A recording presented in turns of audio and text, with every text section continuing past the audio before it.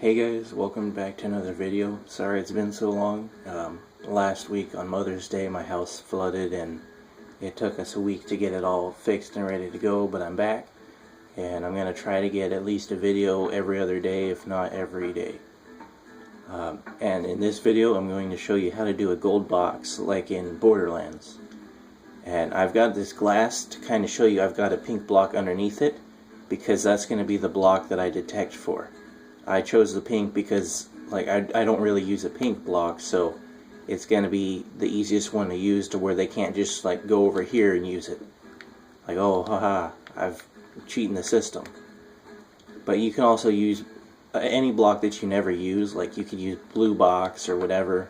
I rarely see that one around. Turkish is kind of dying out these days, but pretty much what you do is you go to the gold box and you get right next to the little lock I tried to make with the text. It didn't work out too well, but for this one I chose the celestial key, and when you swing it, you gotta be closer. It says you purchase the gold chest and it randomly gives you one of 5 items that I've set up,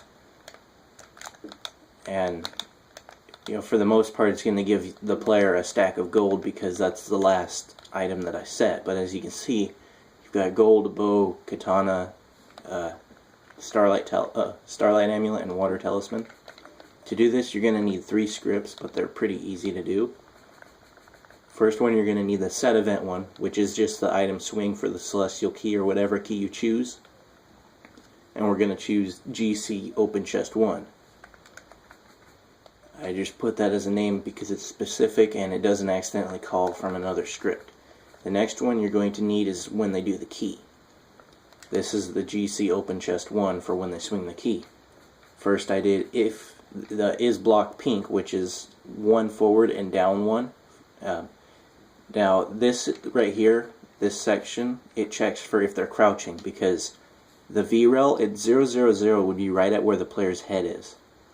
So forward 1, down 1, that would be if they were crouching. It checks for the pink block. Now because we're doing a key swing, you don't have to check if they have the key because the script will only run if they have the key. So you could actually just get rid of the has inventory. But I just put that there as a precaution, but you don't need to. Then if this runs true, which the block is there, it will take the key, notify that they've purchased the chest, wait just a 50 milliseconds as a small thing to make it run smoother, then it will run the script GC random, which we'll get to in a second. Then it also checks if they're standing, which is the same thing but -2, because if they're standing they're up 1 block higher. And again, you don't have to have the key thing, but you can if you want. Then it will do the exact same thing as before, because this is just checking if they're standing. Then if they don't have if the block isn't there, then it will do the else, wait 50, end if. The end if just closes the whole if, so this right here is one section. So if you wanted anything underneath it, this would run separately. You could do, instead of just immediately taking the key and everything, you could do a menu that says, do you want to take this, or do you want to purchase the chest or whatever. I just did this kind of like the easier way.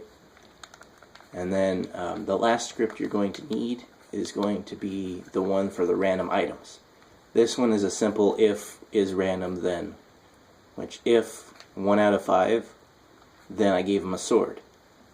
Otherwise, if it's 1 out of 5 again, because this would turn out false. If you want it to be out of 5, you want to keep the 1 out of 5. You don't want to take this out completely and make this 1 out of 4, because over time the chances of getting the next item will increase.